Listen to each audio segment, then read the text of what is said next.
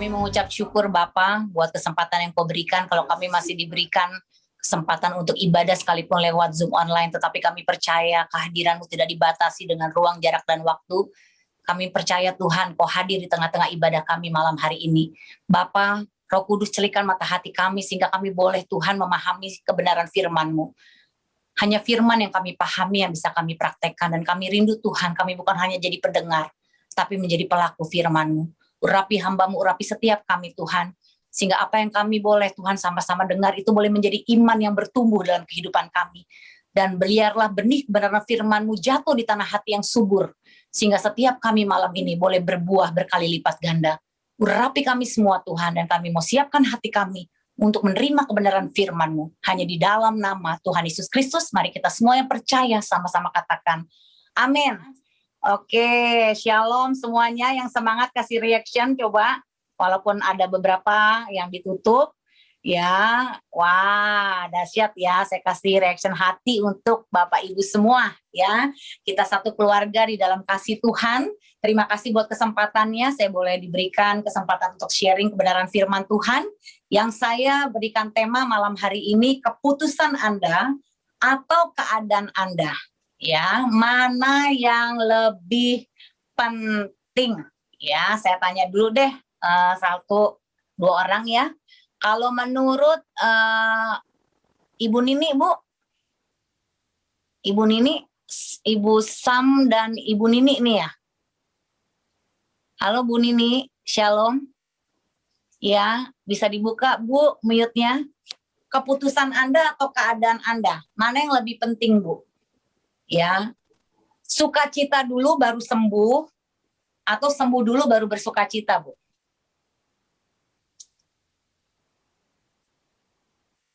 Silakan Bu Nini. Sukacita dulu Bu. Sukacita dulu, benar. Ya. Tapi kebanyakan orang sakit susah bersukacita tuh Bu. Kebanyakan. Ya. Sukacita Bu. Sukacita dulu, berarti dalam keadaan sakit keputusan, berarti keputusan atau keadaan Anda dulu yang lebih penting? Mana yang lebih penting Bu menurut Ibu? Keputusan dulu. Betul ya, setuju ya Ibu Julitan ya? Jangan tunggu sembuh dulu baru bersukacita, jangan tunggu bisnisnya besar dulu baru bersukacita kan? Bersukacita dulu kan?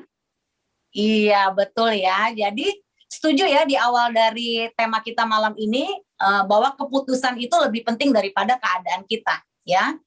Nah kita lihat selanjutnya slide. Banyak orang datang kepada kami ya, para pendeta, mereka minta nasihat ya, arahan atau masukan atas masalah yang sedang mereka hadapi, khususnya pernikahan dan keluarga. Jadi kami ini di pandemi sedang banyak mengembalakan jemaat online, khusus 2 kasus ya, kasus hutang segunung, ya, para korban pinjaman online khususnya, sama rentenir, lintah darat. Yang kedua kasus rumah tangga, ya, khususnya lemparan dari PD Victory itu banyak sekali yang ikut mentoring kami, masuk ke 4 bulan tahapan mentoring, ya, itu kasus bagaimana suami yang ditinggal istrinya selingkuh atau istri yang ditinggal suami selingkuh. Ya, mereka kalut, banyak di antara mereka yang bahkan mau mati bunuh diri, tapi puji Tuhan hari-hari ini mereka bangkit ya menjadi ciptaan yang baru, mereka boleh bertumbuh dalam pengenalan akan Tuhan. Kenapa? Karena kita melatih untuk setiap pribadi ya bukan fokus kepada masalah, tapi fokus kepada Kristus. Amin. Ya. Karena ketika kita fokus kepada masalah, pertumbuhan iman kita stuck. Kenapa? Karena yang masalah tuh selalu ujung-ujungnya akan membawa kita down deh. Up and down, hidup kayak yoyo terus ya. Makanya orang yang hidupnya fokus sama masalah pasti capek. Ya, berkobar-berkobarnya rohani Anda Bapak Ibu ya. Tapi kalau fokus hidup Anda masih kepada masalah, itu kobaran api cinta yang membara kepada Tuhan tuh bisa padam loh Bapak Ibu, ya kan? Bener nggak ya? Saya udah melayani dari tahun 95 Bapak Ibu ya. Tetapi ketika saya dalam pengembalaan, dalam pelayanan saya terjebak fokus kepada masalah ya. Walaupun masalah itu bukan masalah saya loh, masalah jemaat, masalah orang lain. Saya mengalami satu situasi di mana saya stuck gitu ya. Saya mengalami kehilangan arah, kekristenan saya akhirnya begitu aja ya, padam ya. Bahkan saya sempat bahkan ingin meninggalkan pelayanan gitu ya. Tetapi ketika saya kembali gitu ya, melihat bahwa di balik semuanya ini memang benar-benar bahwa Tuhan sedang melatih saya, ya artinya di situ saya baru sadar ya bahwa banyak orang tanpa sadar menyalahkan ya barang, orang atau situasi sebagai penyebab mengapa hidup mereka hancur. Ya, tetapi sesungguhnya saudara, yang membuat hidup kita hancur itu bukan keadaan kita. Ya, bukan orang lain, bukan barang yang hilang atau bisnis yang bangkrut yang membuat situasi hidup kita hancur. Tapi kita salah buat keputusan di saat semua itu terjadi. Sebagai ilustrasi, saudara, kalau kita minum air es, ya, saya minum air es, lalu gigi saya sakit, saudara ya. Ya, tanpa sadar saya memaki-maki air es ini. Ya, kurang ajar lu ya air es ya, gara-gara lu gigi gue sakit nih. Waduh, sampai kapanpun gue gak akan pernah minum air es. Terus saya sebarin berita ini ya kemana-mana ya, lu jangan pernah minum air es lu ya, gigi lu tersakit nih seperti gua nih, aduh cenat-cenut gak bisa tidur gitu ya. Waktu saya pergi ke dokter, dokternya bilang begini sama saya, aduh Ibu Sandy gimana gak sakit, gigi Ibu bolong. Ya sudah sekian lama saya maki-maki tuh air es ya kan, tapi ternyata yang bermasalah bukan air esnya, tetapi yang bermasalah adalah apa? Gigi saya yang bolong. Ternyata waktu ditambal dibenerin ya, gigi saya pulih, saya minum air es, saya udah gak sakit lagi. Nah, ilustrasi itu memberikan kita satu contoh tanpa sadar kehidupan kita sehari-hari seperti itu. Banyak kali kita menyalahkan suami kita, istri kita, anak kita, mertua kita, bos kita, pemimpin rohani kita yang menjadi biang kerok kehancuran hidup kita. Tapi justru persoalannya bukan di mereka, ya, tetapi di dalam pola pikir mindset kita sendiri yang membuat kita terjebak, terbelenggu menyalahkan mereka. Sehingga situasi itu menjadi seperti seolah-olah pemicunya saja, bukan penyebab, ya. Tetapi yang justru pemicu itu yang menyebabkan kita akhirnya marah, jengkel, kepahitan, stres, depresi, dan ini adalah semua tipu daya iblis, saudara. Ya, kenapa hidup kamu hancur? Ya, banyak orang ngomong ke saya, karena papa saya, Bu Sandy, saya nih diperkosa papa kandung saya sendiri. Ya, karena mama saya, Bu Sandy, terlalu sering bawa laki-laki ke rumah. Anak binaan saya, mamanya tuh setiap hari bisa gonta-ganti bawa laki-laki ke rumah. Jadi dia marah, kepahitan, dia konseling sama saya, dia kecewa sama mamanya ya. Atau karena suami saya atau istri saya yang selingkuh. Ya, jadi jawaban-jawaban klise seperti ini sudah tidak asing lagi kita dengar di dalam dunia kekristenan ya, di dalam dunia gereja, ya, di dalam persekutuan-persekutuan doa ya. Makanya kalau kita lihat di semua lembaga pelayanan pasti ujungnya jika Anda membutuhkan konseling dan doa, harap menghubungi nomor WA sekian. Ya, dan pada waktu di follow up ya, bahasa-bahasa seperti itu tuh sudah menjadi seperti apa ya, gaya hidup orang Kristen. Mereka masih memandang orang lain atau situasi atau kondisi tertentu menjadi penyebab kehancuran hidup mereka. Nah, saya mau membawa ya, saudara semua malam hari ini jangan terjebak dengan pola pikir mindset itu. Itu adalah mindset tipu daya iblis. Ya, bahwa yang menyebabkan kita emosi negatif itu orang, situasi, barang, itu sebenarnya tidaklah demikian. Mereka adalah cuma pemicu. Ya, suami yang selingkuh itu menyakiti hati istrinya, ya. Tetapi suami yang selingkuh ini pemicu. Sebenarnya ada akar yang lebih dalam lagi dalam hidup si istri yang Tuhan mau pulihkan, saudara. Ya, nah ternyata ketika hari-hari ini ya, kita lebih kepada fokusnya pelayanan, mencabut akar masalah, bukan hanya menyelesaikan masalah, itu jauh lebih efektif, saudara. Ya, dan makanya saudara, ketika contoh orang yang punya masalah hutang, coba aja kita bantu selesaikan masalahnya, kita lunasi hutangnya. Ya, dan ini saya coba beberapa kali, saudara, karena belas kasihan saya sebagai gembala jemaat yang punya utang, saya pernah beberapa kali bayarin. Sampai pernah seluruh tabungan saya, karena pas dengan jumlah hutang suaminya yang terancam masuk penjara, waktu itu udah sampai kasus kantor polisi, tiba-tiba saya cek rekening, ya, uang yang ada di rekening saya itu sejumlah hutang dia, itu saya bisa kasih semua. Ya, tentunya atas sepersetujuan suami saya, saudara ya. Itu saya bisa kasih semua, bantu dia melunasi hutang, sehingga suaminya dikeluarkan dari penjara hari itu juga. Tapi apa yang terjadi? Belum ada waktu 6 bulan, ya, pasangan suami istri ini datang lagi nangis-nangis kepada kami, minta bantuan lagi, dan akhirnya terjebak hutang lagi masalahnya. Mereka berulang kembali ke masalah yang sama. Ternyata apa? Cara kami menolong masalah mereka untuk menyelesaikan masalah itu ternyata tidak membuat mereka akhirnya bisa, saudara, selesai dari masalahnya. Justru terulang lagi masalah yang sama. Dan lewat sejak itulah kami punya satu prinsip bahwa yang harus dilakukan dalam pola prinsip pelayanan adalah bukan menyelesaikan masalah, tetapi mencabut akar masalah. Ya, ternyata masalah hutang, masalah suami selingkuh, istri selingkuh, ya, atau masalah perusahaan yang bangkrut, itu tuh semua hanya pemicunya. Tapi ada akar yang mendalam lagi, ya, yang lebih harus kita gali, ya, sehingga masalah yang kita alami itu tidak seumur hidup berulang sama. Masa dari misalkan orang ya, dari saya pernah soalnya mengenal maksudnya seseorang ya, jemaat yang kami bina di gereja. Dari tahun 99 saya kenal dia sampai hari ini.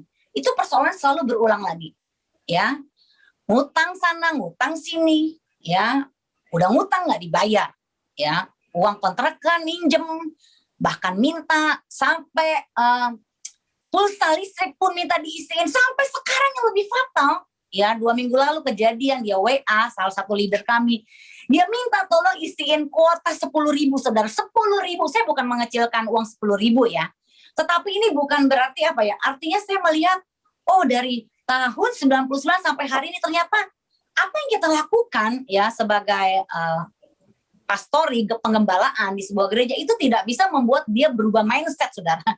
Ya, oleh sebab itu saya rindu Bapak Ibu Saudara malam hari ini bisa fokus untuk benar-benar bagaimana kita membuat satu keputusan yang terbaik dalam setiap kondisi persoalan hidup kita, ya.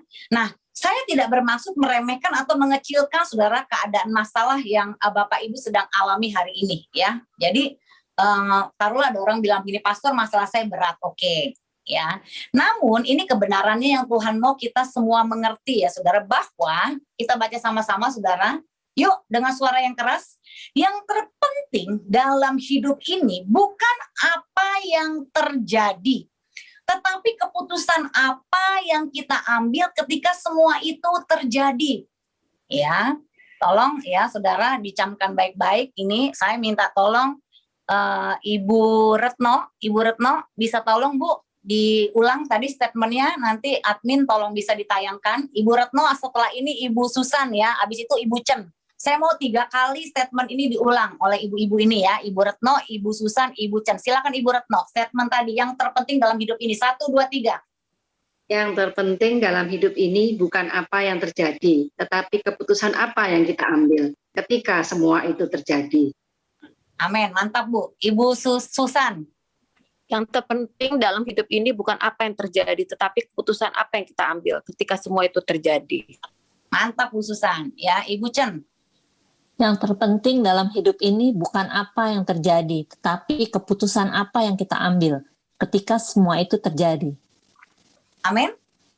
Amin. Ya, teman saya, saudara, 2 sahabat saya ya, orang dekat ini di pandemi ini suaminya dipanggil Tuhan. Ya, mereka pelayan Tuhan yang setia, sungguh-sungguh dalam Tuhan ya. Di saat titik kritis satu keluarga kena COVID ya, sampai suaminya akhirnya meninggal. Ya, tetapi di 2 orang teman saya ini, yang satu sahabat lah dari SMA, yang satu teman nggak terlalu dekat, tetapi cukup baik hubungan kami. Saya melihat gitu ya, bagaimana mereka, ya teman saya ini istrinya dan anaknya, ketika suaminya dipanggil Tuhan itu di foto mereka itu tersenyum, ya.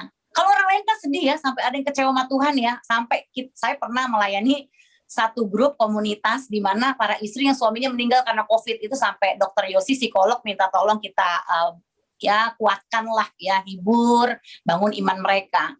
Tetapi di 2 orang yang saya kenal ini, kenapa di saat suaminya meninggal kok malah foto sama jenazah, karena mereka memang posisi pas di rumah sakit ya, itu mukanya tersenyum sih, sampai how come gitu, kamu kok bisa suami kamu meninggal, kamu dan ketiga anakmu tuh kok senyum. Sama yang satunya saya juga tanya, kok kamu bisa senyum bersama putra dan putrimu gitu di saat suamimu dipanggil Tuhan, ya kan? Ini kan soalnya kasus yang jarang, saudara ya, orang tersenyum di saat pasangannya meninggal, saudara ya. Dia benar-benar senyum loh Bu, ya. Nah, waktu saya tanya, ya karena itu sudah yang terbaik yang Tuhan buat, ya, dan apapun yang Tuhan buat itu yang terbaik gitu loh. Kita nggak bisa menyentuh masalah nyawa. Orang mau punya duit berapapun miliar ya, mau berapa ratus miliar pun, ya, sampai teman saya seorang pengusaha baja, saudara, dia bilang, Bu Sandy, mau berapa triliun pun kita punya uang, kita nggak bisa beli nyawa orang tua kita atau suami kita atau istri kita atau anak kita. Betul ya Bapak Ibu ya? Nyawa kan nggak bisa dibeli ya. Bahkan di pandemi COVID ini orang punya asuransi jatahnya per tahun misalkan 20 miliar pun 50 miliar pun banyak yang nggak dapat kamar saudara. Mau pergi ke Singapura aja susah, betul nggak? Fakta ini kejadian ya. Tetapi bukan apa yang terjadi, tetapi yang saya lihat keputusan yang dia buat saat suaminya meninggal itu loh, dia tetap tersenyum, itu yang membuat wow, how great is our God. Masih ada loh anak-anak Tuhan yang mentalnya itu berbeda, melawan arus saudara. Orang mah sedih, nangis-nangis, kecewa sama Tuhan. Kalau dia tersenyum, bersuka cita, bukan karena kematian suaminya, karena dia tahu di balik semua ini Tuhan punya rencana yang indah. Memang suaminya sudah selesai. Ya, dia bisa mengerti isi hati Tuhan. Dia bisa melihat satu spirit yang berbeda saudara di tengah kedukaan yang orang lihat kedukaan, tapi dia melihat ini bukan satu kedukaan. Dia bisa memandang kematian dari sudut pandang yang berbeda, bukan sudut pandang orang pada umumnya. Wah, itu luar biasa, saudara. Ya, jadi yang terpenting memang dalam hidup ini bukan apa yang terjadi. Suami boleh dipanggil Tuhan, istri boleh dipanggil Tuhan, anak dipanggil Tuhan, bisnis mungkin dalam sekejap duit kita bisa hilang, ya lenyap, ya bangkrut, atau mungkin karakter anak kita yang kita harapkan ada ekspektasi perubahan itu malah tambah. Mungkin di mata kita tambah malah berantakan, tambah semakin hancur, nggak ada harapan. Ya apapun boleh terjadi saudara, tapi saya mau katakan keputusan apa yang kita ambil ketika semua itu terjadi, itu yang jauh lebih penting. Dan Tuhan sedang mau melatih kita umat Tuhan untuk membuat satu keputusan yang Tuhan mau untuk kita buat saudara, bukan apa yang kita buat. Ya, karena hidup kita saudara sesungguhnya ditentukan bukan oleh apa yang terjadi. Ya, tetapi oleh keputusan apa yang kita ambil, saudara. Ya, makanya saudara coba ingat ya dalam seminggu ini saja. Ya, saudara ada masalah apa sih? Ya, lalu apa keputusan saudara ambil? Banyak kali saudara di dalam setiap kondisi masalah yang kita hadapi, saudara ya, hal terburuk, saudara ya, next, boleh jadi menimpa hidup kita.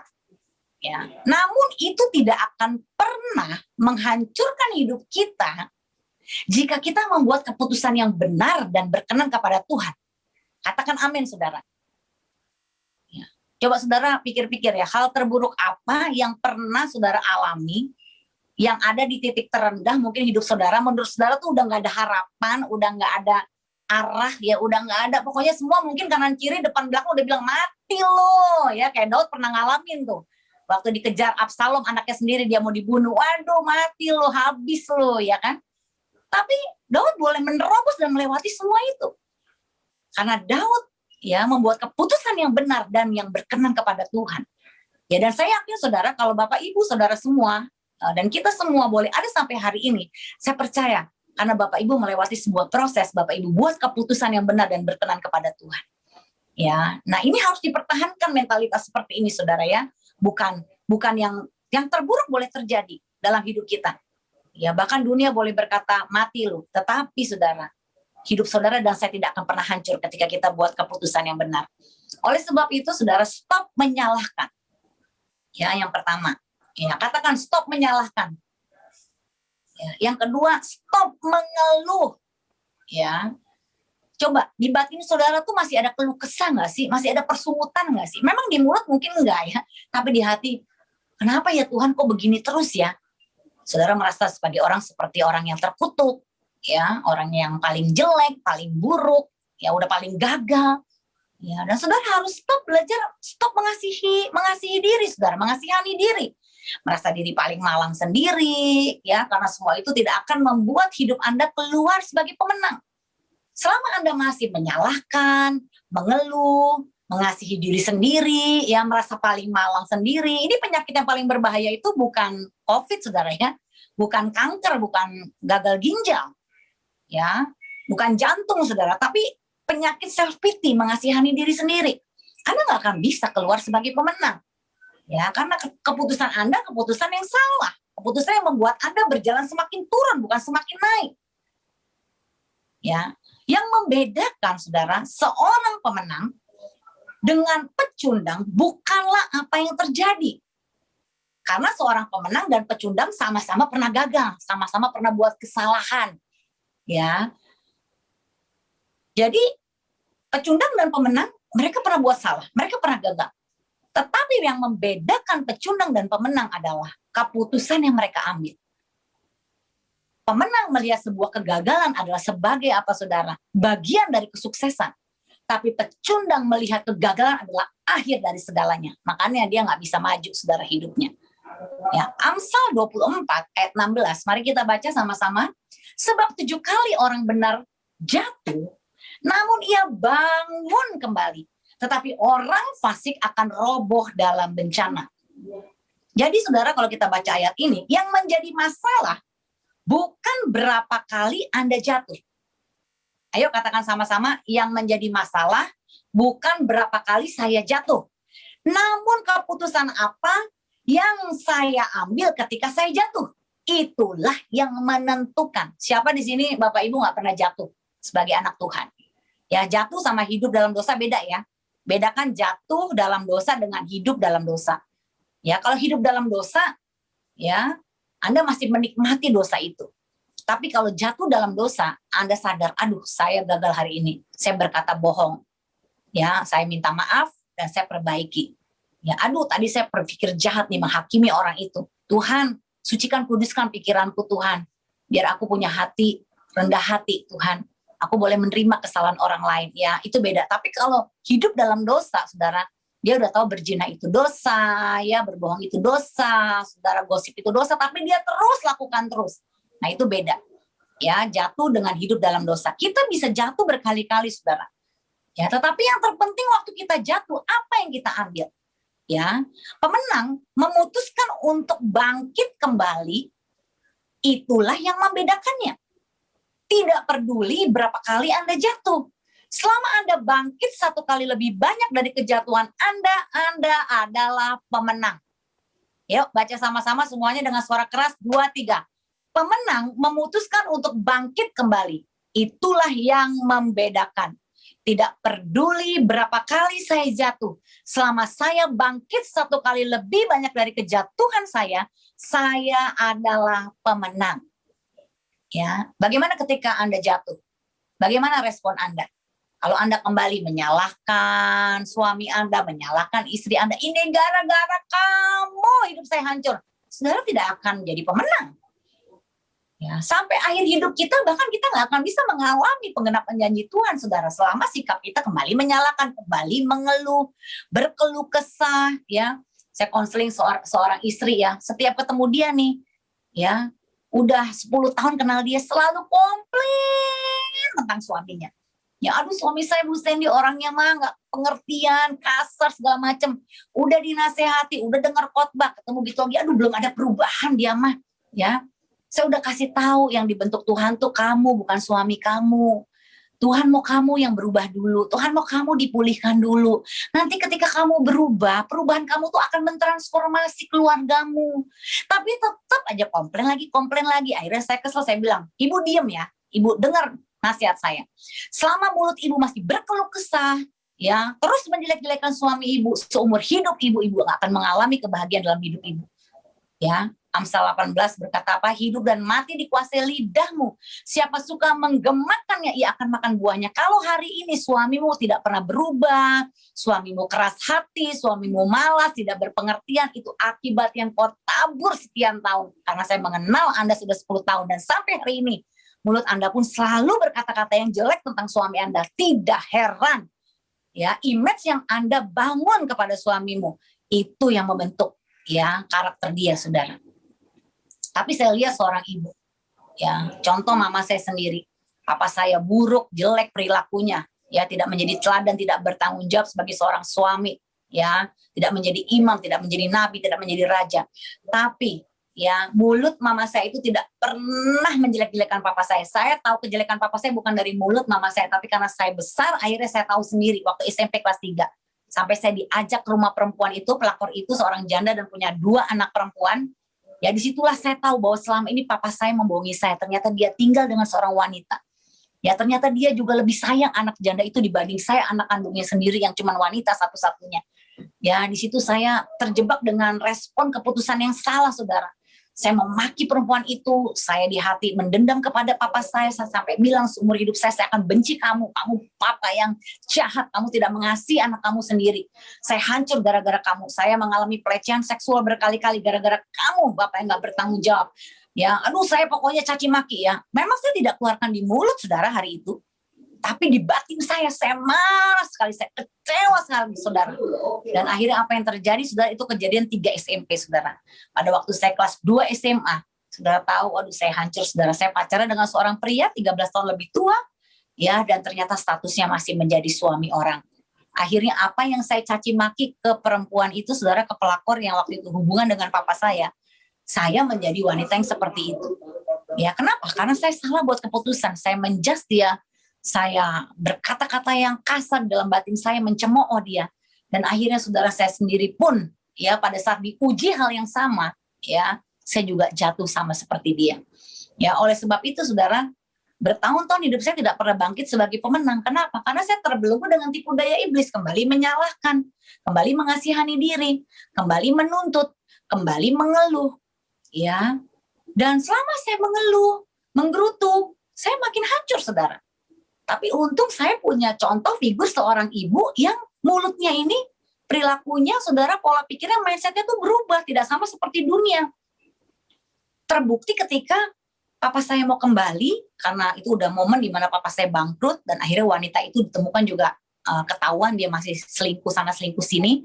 Akhirnya papa saya kaget, ternyata tahu aslinya perempuan itu saudara, dan papa saya akhirnya kembali pulang dalam kondisi udah bangkrut. Waktu itu punya 400 pegawai di sebuah pabrik saudara. Papa saya sudah jadi bisnismen, ya, di mana semua tanah ya dan rumah papa itu sudah habis disita. Tinggal terakhir rumah mama yang mama beli pakai uang sendiri.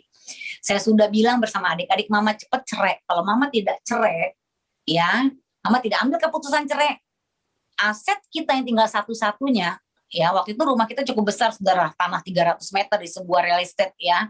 Saya bilang kalau tidak cepat cerai, mama, kita akan kehilangan semua dan kita akan jadi gembel. Saya bilang begitu ya sama mama saya. Tapi di situ saya ingat sekali jawaban mama saya. Dia bilang gini, Sandy, papamu itu suami mama. Utang papamu itu utang mama. Saya bilang gila, mama sudah gila. Saya katain mama saya sendiri gila loh. Mama nggak mikir, ya, itu sudah jadi keputusan mama. Karena papa dan mama satu. Apa yang disatukan Tuhan tidak boleh diceraikan oleh manusia. Utang papa, utang mama. Mama siap kalau memang rumah ini akan diambil bank untuk membayar semua hutang papa. Wow. Di situ saya nggak habis pikir saudara, saya maki-maki, saya cemooh mama saya dalam batin, dasar perempuan bodoh, hanya dimanfaatkan, ya, mau aja dikerjain. Mama saya 3 kali saudara terima warisan, nggak nikmati saudara. Setiap terima warisan uangnya diambil papa untuk modal bisnis. Setiap terima warisan lagi diambil papa untuk modal bisnis, ya. Adik-adik mama saya saudara punya rumah beberapa, punya tanah. Mama saya tidak ada satupun bekasnya, ya, bahkan rumah satu-satunya harus hilang, ya.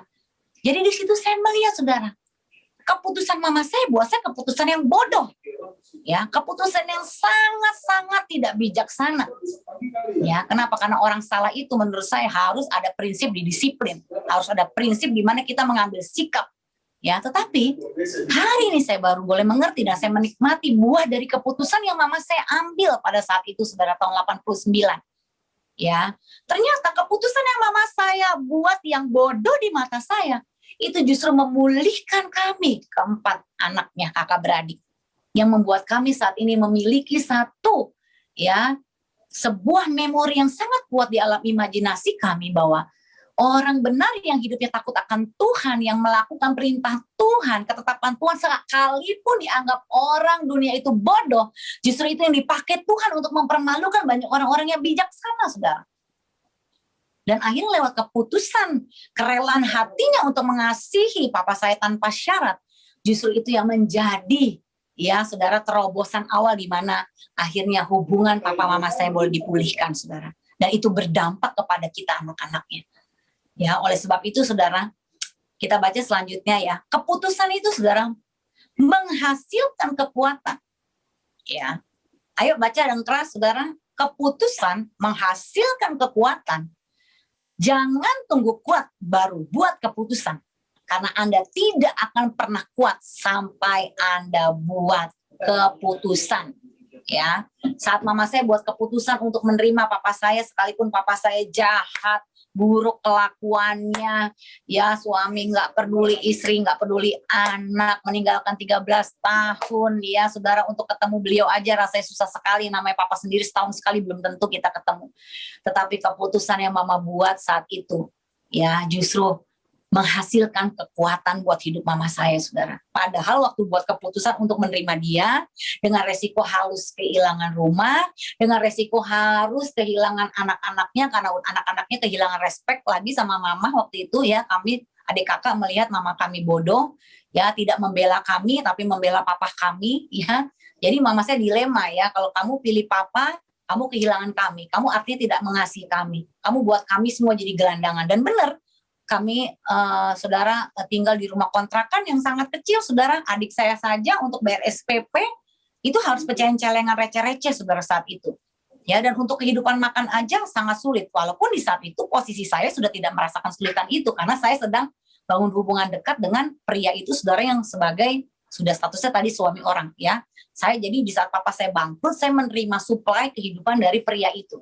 Ya, jadi pas momennya itu memang kayak pas gitu, ya, di saat papa saya bangkrut, pulang ke rumah, saya sudah dengan pria itu sehingga hidup saya tercover, ya, karena saya dari kecil itu anak yang bertumbuh dengan bergelimang uang, saudara, ya. Money is my father, ya. Jadi uang itu bahasa kasih dari papa saya, karena dia merasa bersalah, jadi apa yang kami minta selalu dipenuhi. Jadi di saat dia bangkrut, saya seperti sudah ada backupnya gitu, saudara, ya. Tetapi ya, sebagai benang merah yang saya ambil di saat mama saya buat keputusan sebagai orang yang takut akan Tuhan, seorang istri yang hidupnya takut akan Tuhan dan melakukan kebenaran prinsip firman, yaitu mengampuni, ya. Dan kalau Anda memahami prinsip pengampunan itu bukan berdasarkan perasaan tapi keputusan, betul, saudara? Karena sampai kapanpun kalau Anda mengampuni berdasarkan perasaan, seumur hidup kita tidak akan pernah bisa mengampuni. Setuju Bapak Ibu, ya? Karena area perintah Tuhan itu tidak pakai perasaan tapi keputusan, ya. Dan di saat mama saya buat keputusan untuk menerima sepenuhnya papa saya tanpa syarat, sekalipun harus kehilangan rumah satu-satunya, saudara, ya, itu membuktikan bahwa dia melakukan perintah Tuhan, saudara, ya, dan menempatkan kebenaran firman Tuhan itu menjadi barisan yang paling atas, saudara. Dia memprioritaskan perintah Tuhan lebih dari perasaannya. Bahkan mama saya harus merelakan mengorbankan perasaannya dan melukai perasaannya sendiri untuk melakukan perintah Tuhan. Karena seorang istri mana, saudara, yang setelah ditinggalkan suaminya 13 tahun akan rela memberikan semuanya untuk orang yang meninggalkan dan berbuat jahat kepada dia, itu tidak mudah. Ya, tetapi mama saya menggenapi firman Tuhan yang berkata bahwa balaslah kejahatan dengan kebaikan. Jika engkau ditampar pipi kanan, kasihlah pipi kiri. Ya, teorinya gampang, prakteknya tidak mudah, saudara. Dan pada waktu mama saya membuat keputusan untuk melakukan perintah Tuhan, membalas kejahatan dengan kebaikan, ditampar pipi kanan, kasih pipi kiri, ya, dengan dia mengasihi papa saya tanpa syarat, sebenarnya dia melukai perasaannya sendiri, saya tahu. Tapi dia tidak melukai perasaan Tuhan, saudara.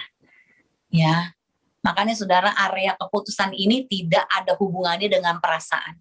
Sama seperti begini ilustrasinya, Anda masuk ruangan itu gelap. Gimana Bu Sandy supaya ruangannya jadi terang?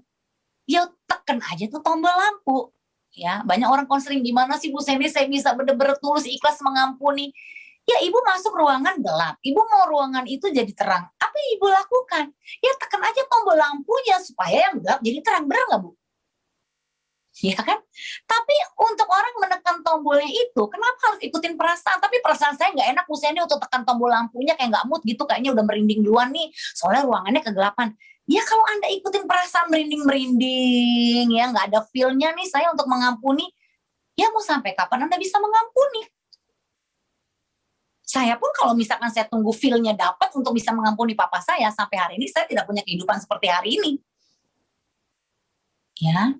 Jadi area keputusan tidak ada hubungannya dengan area perasaan, saudara. Jadi next ya, kita lihat slide selanjutnya. Sadarlah, jadi yang terpenting itu bukan apa yang terjadi, tetapi keputusan apa yang Anda ambil ketika semua itu terjadi. Itu poin yang paling penting, saudara. Dan ini harus dilatih, katakan sama-sama, harus dilatih. Ya. Kalau Anda lebih cenderung bereaksi daripada berespon, Ya, maka Anda tidak akan pernah ambil keputusan yang tepat yang seperti yang Tuhan mau. Apa bedanya bereaksi dengan berespon? Bereaksi adalah satu tindakan yang kita buat tanpa kita pikir panjang. Ya, marah asal marah, banting barang, ya pukul anak, ya kan, gebrak pintu, pecahin barang, ya itu bereaksi. Ya, satu tindakan yang dilakukan tanpa berpikir panjang.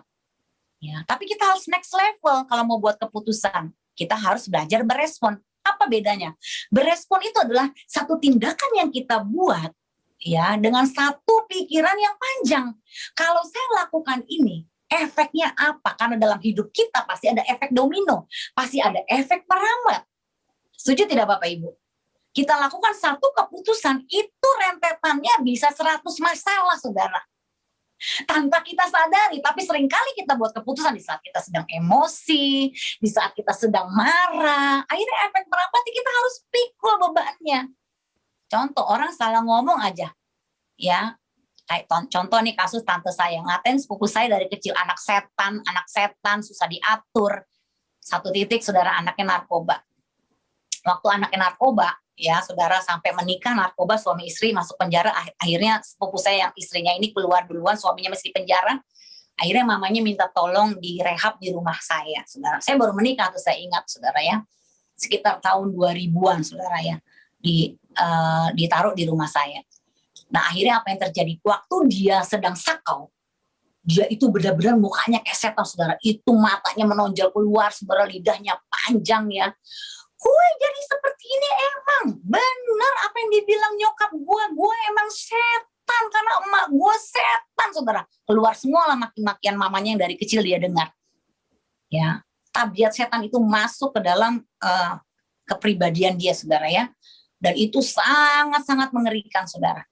Dan akhirnya apa yang saya lakukan, saudara, saya menerima dia itu sampai kalau sako itu sampai telanjang, saudara. Puji Tuhannya waktu 2 minggu di rumah saya Pak Doni lagi kelainan keluar kota, kalau enggak bingung juga saya menangani masalah seperti itu ya, walaupun keluarga sendiri ya, tapi itulah, saudara ya. Kenapa? Karena selalu keputusan mamanya saat mendidik anak itu dengan emosi, dan kalau kita mendidik anak dengan emosi itu kata-kata makian keluar, efek merambatnya apa?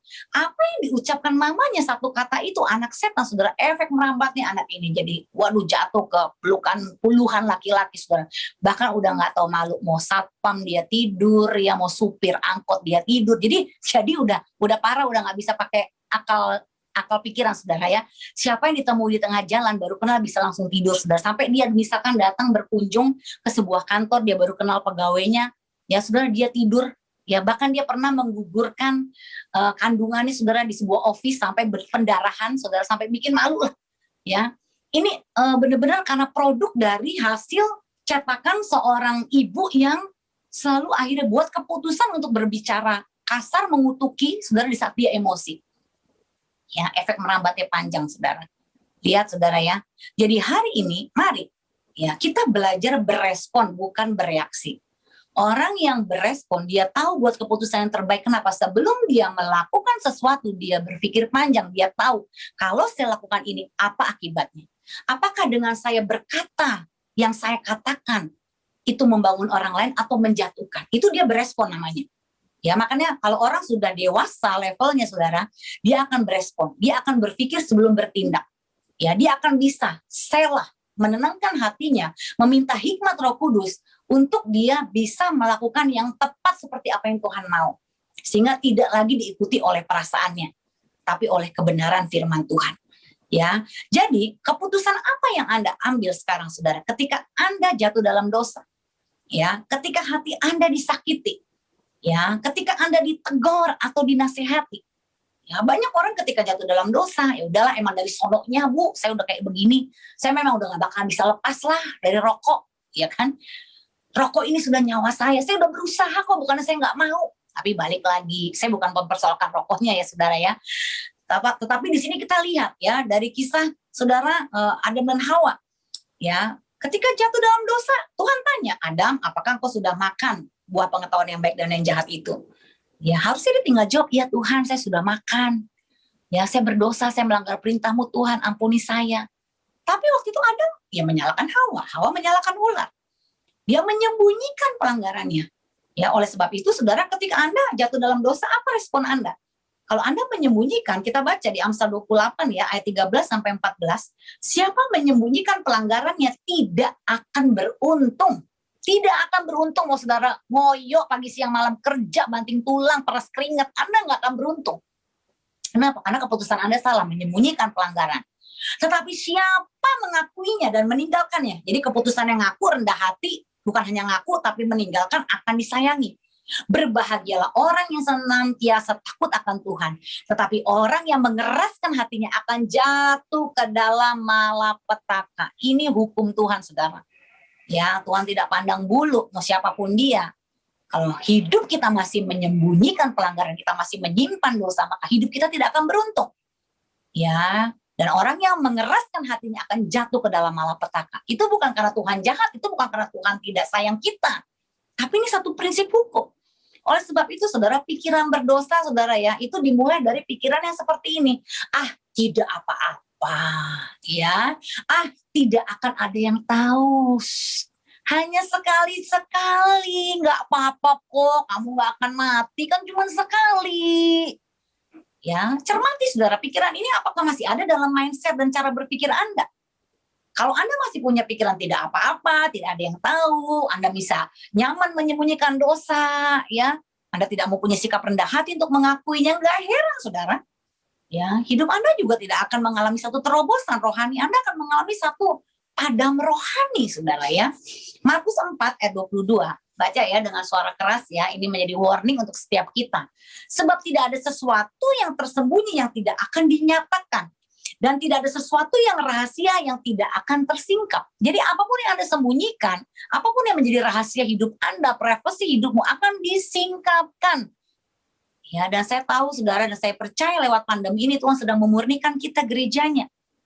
Oleh sebab itu, keputusan apa yang Anda ambil ketika Anda jatuh dalam dosa? Ya, Anda menyembunyikan, Anda menyalahkan. Kalau Anda ambil keputusan ini, ya Anda tidak akan menjadi lebih baik. Ya, menyalahkan itu artinya apa, saudara? Membuat orang lain merasa bersalah, bertanggung jawab sebagai penyebab atas hidupnya yang sedang penuh dengan masalah.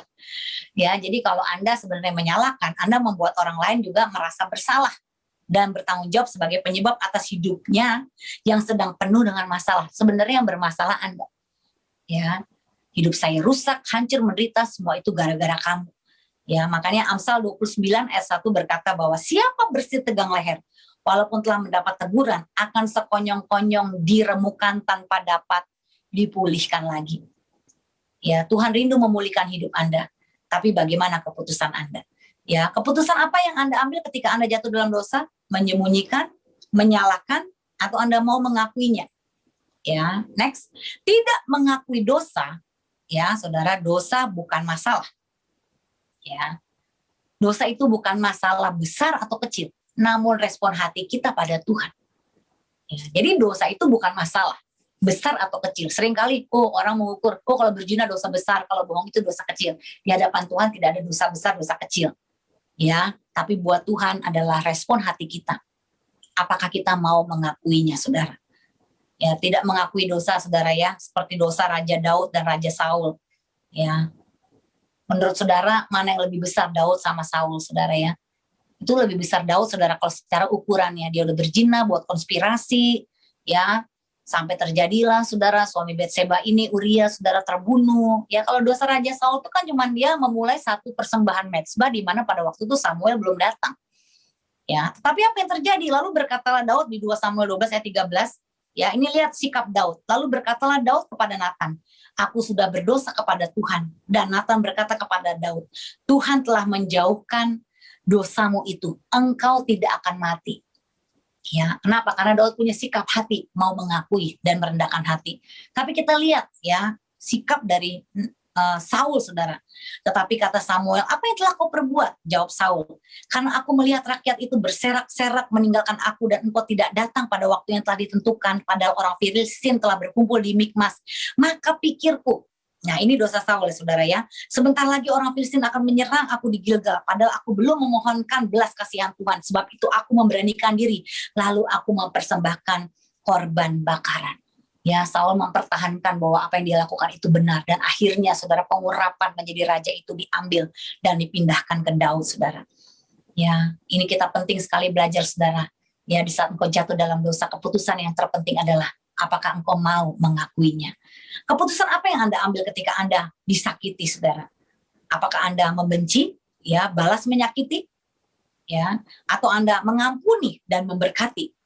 Ya, Lukas 6 ayat 35, tetapi kamu kasihilah musuhmu dan berbuat baik kepada mereka dan pinjamkan dengan tidak mengharapkan balasan, maka upahmu akan besar dan kamu akan menjadi anak-anak Allah yang Maha Tinggi, sebab Ia baik terhadap orang-orang yang tidak tahu berterima kasih dan terhadap orang-orang jahat.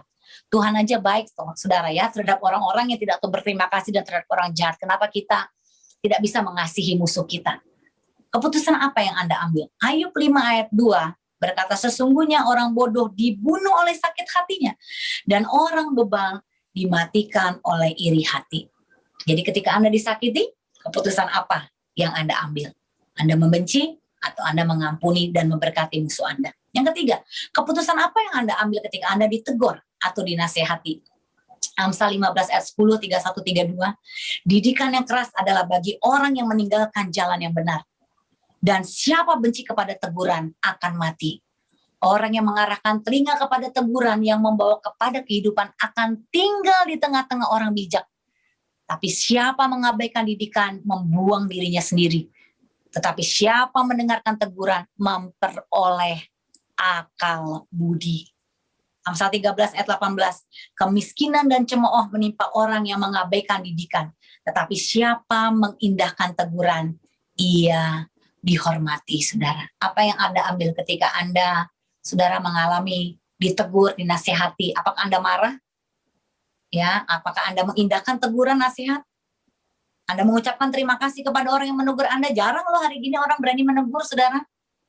Kalau Anda masih punya orang-orang yang berani menegur Anda, bersyukurlah. Ya, jadi kesimpulannya, saudara, hari ini, yang terpenting dalam hidup ini bukan apa yang terjadi, tetapi keputusan apa yang kita ambil saat semua itu terjadi. Keputusan apa yang Anda ambil ketika Anda jatuh dalam dosa? Apakah Anda mau rendah hati mengakui? Ya, keputusan apa yang Anda ambil ketika Anda disakiti? Apakah Anda mau mengampuni dan memberkati atau tetap membenci dan menyimpan kepahitan itu? Dan keputusan apa yang Anda ambil ketika Anda ditegur dan dinasehati? Apakah Anda mau mengindahkan teguran, berterima kasih buat orang yang menegur Anda? Walaupun mungkin cara dia menegur kurang berkenan di hati Anda, tapi Anda mau responi dengan benar? Atau Anda menolak? Atau bahkan Roh Kudus sendiri pun menegur Anda sudah tidak hiraukan lagi. Ya, sehingga Anda tidak pernah mengalami bagaimana, saudara, Anda mengalami pemulihan dalam hidup Anda. Kenapa? Karena Anda selalu menolak teguran. Lukas 13 ayat 3 dan 5, saudara, tidak kataku kepadamu, tetapi jikalau kamu tidak bertobat, ya, kamu semua akan binasa atas cara demikian. Tidak kataku kepadamu, 2 kali diulang, saudara, tetapi jikalau kamu tidak bertobat, kamu semua akan binasa dengan cara demikian. Roma 2 ayat 4-5, maukah engkau menganggap sepi kekayaan kemurahannya, kesabarannya dan kelapangan hatinya? Tidakkah engkau tahu bahwa maksud kemurahan Allah ialah menuntun engkau kepada pertobatan? Tetapi oleh kekerasan hatimu, ya, yang tidak mau bertobat, engkau menimbun murka atas dirimu sendiri. Pada hari waktu mana murka dan hukuman Allah yang adil akan dinyatakan. Jadi kembali lagi, saudara, yang terpenting bukan apa yang terjadi, tapi keputusan apa yang Anda ambil di saat semua itu terjadi. Saya berdoa, Bapak Ibu Saudara, malam hari ini, ya, yang terburuk boleh terjadi dalam hidupmu, dalam hidupku, tapi marilah kita sama-sama buat keputusan yang menyenangkan hati Tuhan. Amin, saudara. Ya, sekalipun saat kita buat keputusan untuk menyenangkan hati Tuhan, kita melukai perasaan kita sendiri, tapi yang terpenting perasaan Tuhan tidak dilukai, saudara. Ya, memang menjadi murid Yesus itu kita belajar menyangkal diri dan memikul salib. Ya, coba berpikir, think about your decision, saudara. Selama ini apakah keputusanmu keputusan yang Tuhan mau atau keputusan yang menurut egomu, ya, keinginan dagingmu, dan akhirnya itu akan membuat engkau berulang-ulang menghadapi masalah yang terus sama seumur hidupmu. Tuhan mau memulihkan hidupmu. Ya, Tuhan sayang kepada setiap saudara. Tuhan rindu saudara belajar menjadi umat Tuhan yang dewasa. Buat keputusan yang tepat, buat keputusan yang menyenangkan hati Tuhan. Sekalipun mengorbankan dan melukai perasaan kita, tetapi Tuhan disenangkan, saudara. Mari hari ini kita mau bertobat, saudara. Jangan izinkan ada kekerasan hati dalam hidup kita. Kita memiliki hati yang lembut, hati yang mudah dibentuk, saudara. Sehingga lewat masalah hidup kita yang kita alami, itu membawa kita kepada penggenapan janji Tuhan, di mana kita boleh semakin serupa Kristus. Karakter kita berubah. Ya, kita menjadi orang-orang yang berespon dengan bijaksana, bukan orang-orang yang bereaktif, ya, bereaksi. Ya, tetapi orang-orang yang berespon benar, saudara. Dan saya percaya Anda adalah orang-orang yang luar biasa, yang sudah dipilih Tuhan untuk melakukan perkara-perkara ajaib bersama Tuhan. Dan hari ini, mari kita sama-sama berlatih buat keputusan yang benar dan menyenangkan hati Tuhan. Mari kita sama-sama berdoa, Bapak Ibu. Bapa di sorga, kami percaya Tuhan, hari ini firman-Mu mengingatkan kami, menegur kami, membawa kami untuk kami memiliki mindset cara berpikir yang benar. Kalau selama ini kami masih terjebak, menyalahkan, mengeluh, menutupi dosa kami mengeraskan hati, tidak mau melembutkan hati untuk mengakui, meminta maaf, bahkan kami menganggap Tuhan dan mengabaikan semua perintah-Mu. Di saat Tuhan orang menyakiti, mungkin kami seringkali ada niat dan kami lakukan pembalasan Tuhan. Ampuni kami Tuhan, di saat kami ditegur seringkali kami membenci orang yang menegur kami. Kami tidak suka, kami bahkan lari dari konflik, berputar-putar dengan masalah yang ada. Itu semua karena kami yang tidak mau dibentuk. Tuhan ampuni kami, biarlah malam hari ini Roh Kudus, Kau mencerahkan hati dan pikiran kami. Bahwa yang terpenting bukan apa yang terjadi, tetapi keputusan apa yang saya ambil di saat semua itu terjadi. Hal yang terburuk boleh terjadi dalam hidupmu. Tapi yang terpenting, keputusan apa yang kau ambil. Apakah engkau mau mengambil keputusan yang menyenangkan hati Tuhan dan memuliakan nama Tuhan.